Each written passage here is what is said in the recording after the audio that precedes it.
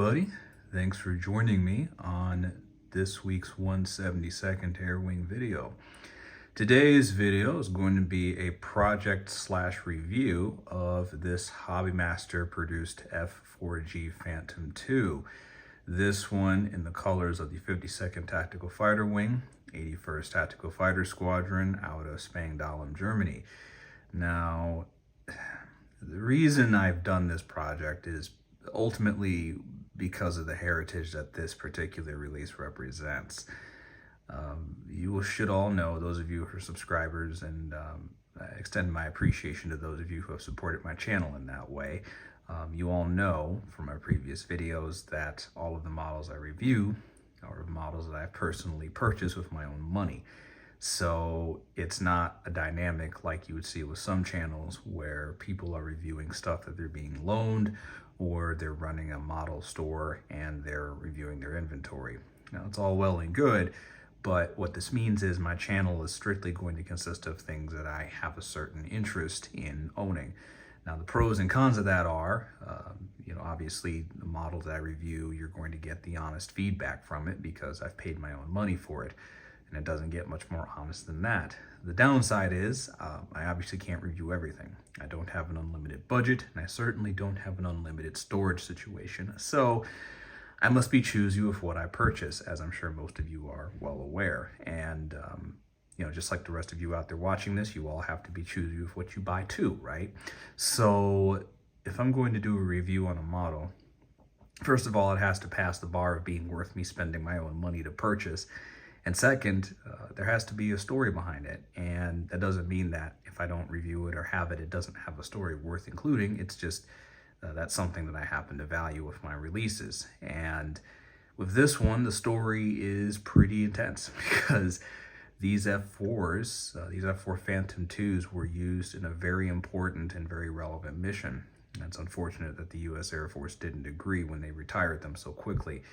But essentially what these airplanes did is they flew missions to search, identify, and destroy opposition air defense radars and opposition ground-to-air missiles. Now, what does all that mean?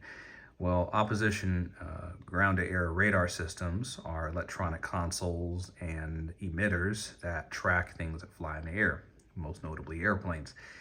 Obviously, you don't want the people you're about to bomb to know that you're coming. So turning those off is priority number one in any sensible military strategy.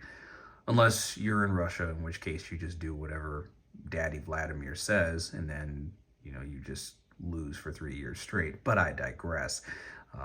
The other thing of that is the ground-to-air missile component. And as many of you are all well aware, bad guys that don't want to get bombed generally will try to stop airplanes that carry those bombs. And one of the most effective ways to do that is to use a missile fired from the ground into the air and guide it onto an airplane. So those of you who have seen Top Gun Maverick know that there's a sequence involving missiles of that similar capability.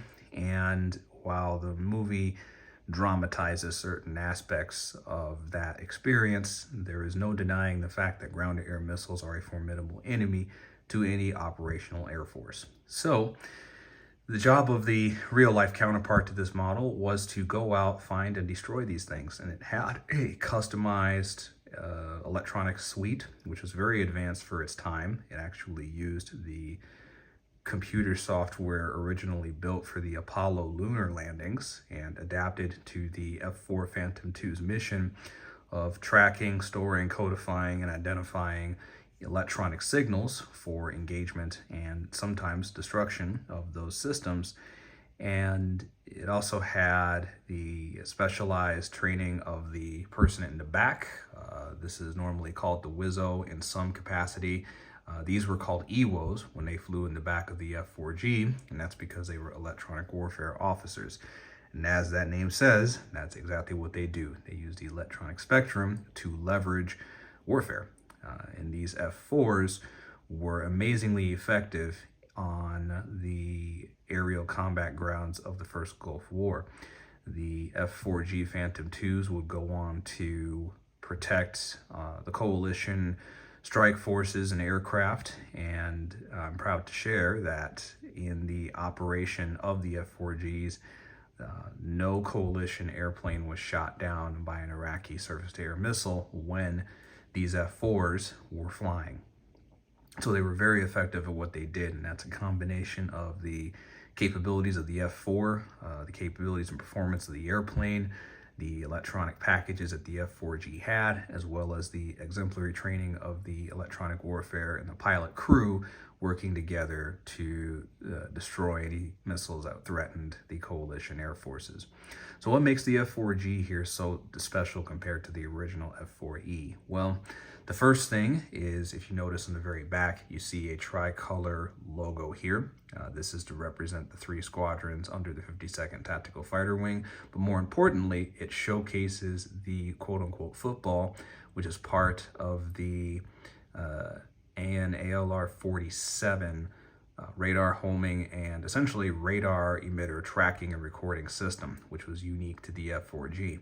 So the antenna built into the tail, as well as the antenna that you see on the spine of the aircraft, in addition to the avionics included on the very nose of the aircraft here, which replaces the 20mm Vulcan cannon, which would normally be here, as well as the antenna assemblies and arrays here.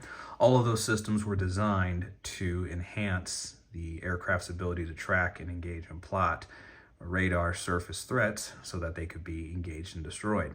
And what would they be engaged and destroyed with? Well, they would be engaged with originally the AGM-78 Standard missile. That's the big blue missiles that come in the box with this model. They're based on the U.S. Navy Standard missile, which is how it gets its name. It's been adapted for the air-to-ground role with a homing system that enables that big missile to track and home in on the emissions of a radar system. So very sophisticated stuff for 1970s technology, which is when the F-4G originally came out.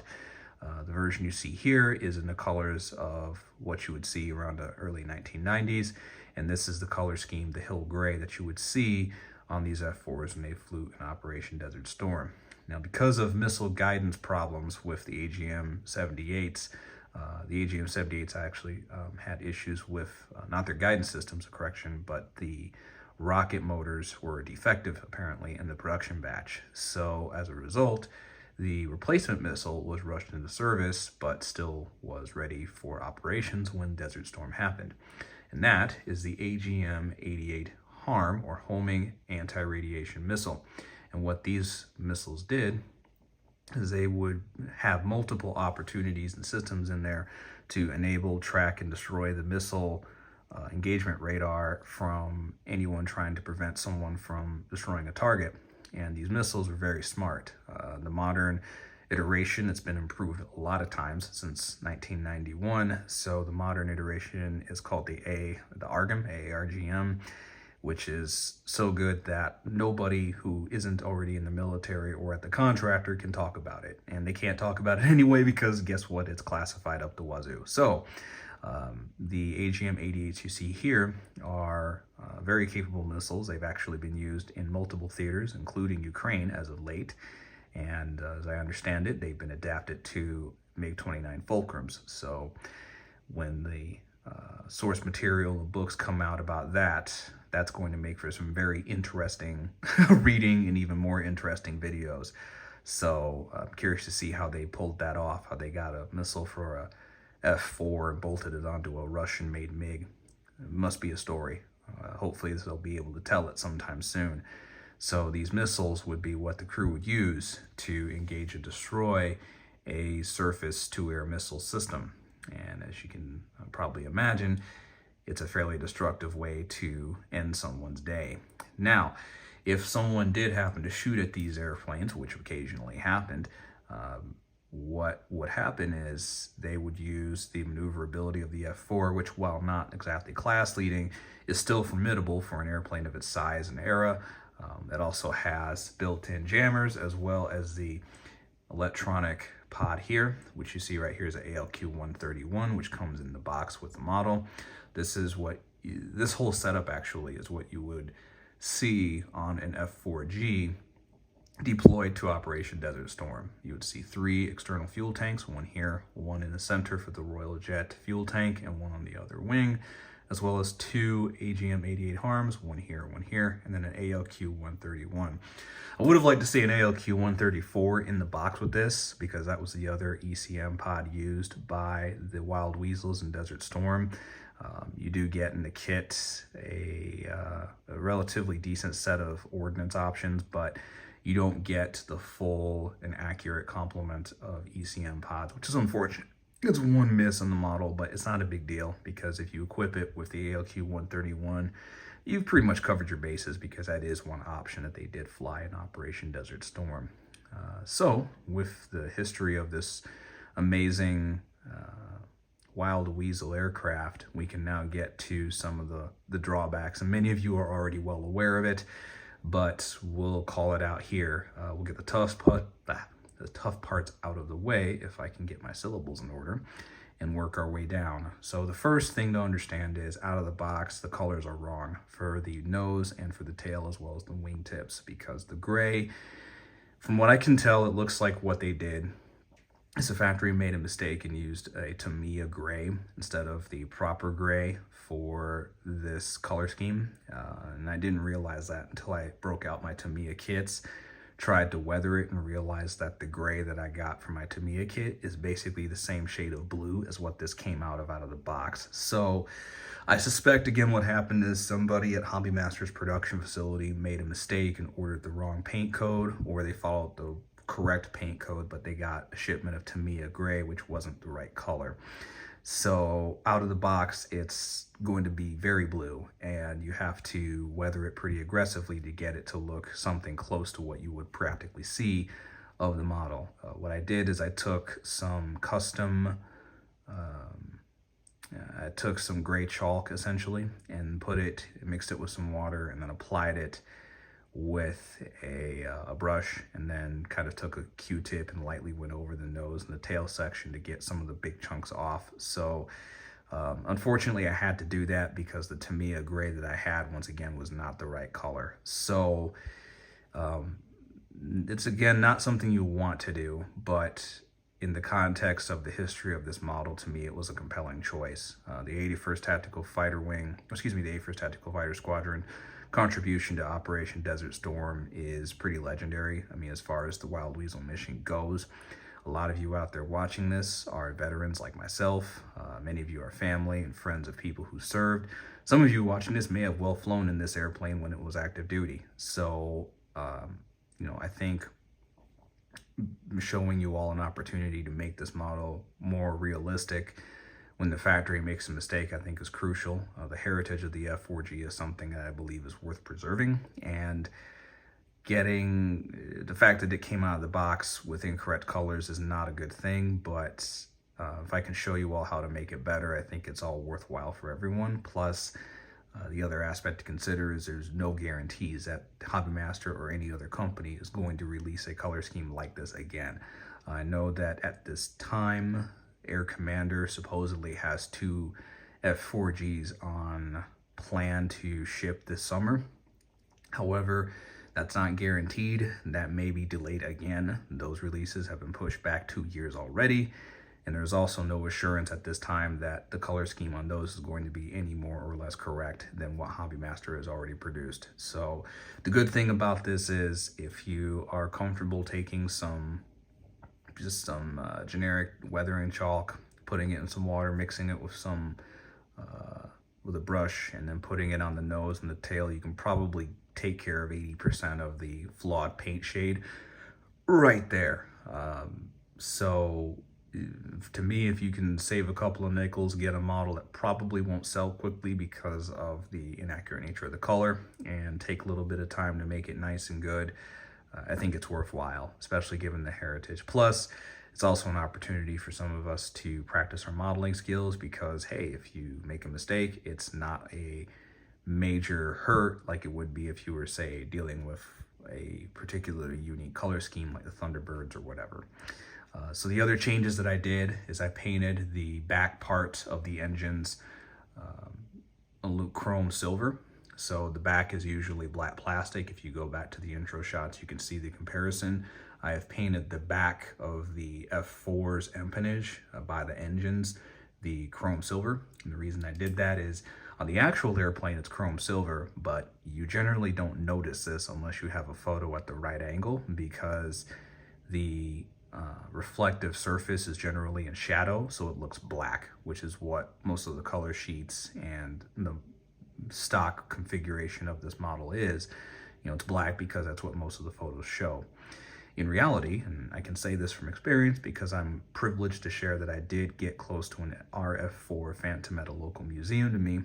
The back section is polished titanium. It's not flat black. So if you take some chrome and paint the back end of your F4 model, you might be surprised at how really cool it is. And it's still dark because guess what? It's in shadow, right?